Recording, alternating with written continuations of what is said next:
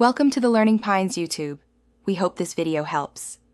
In this video, I will show how to play Red Dead Redemption 1 on Android full guide. First, confirm your device meets minimum specs and has sufficient storage space.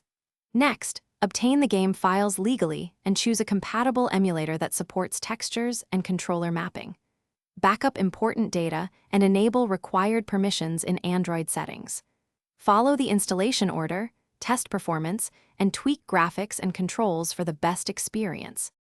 Start by selecting a trusted emulator and installing it from a reputable source. Move the legally obtained game files to a folder on internal storage and confirm the checksum or file size matches expected values. Grant the emulator storage and performance permissions, then load the game and configure control mapping for touch or a physical controller.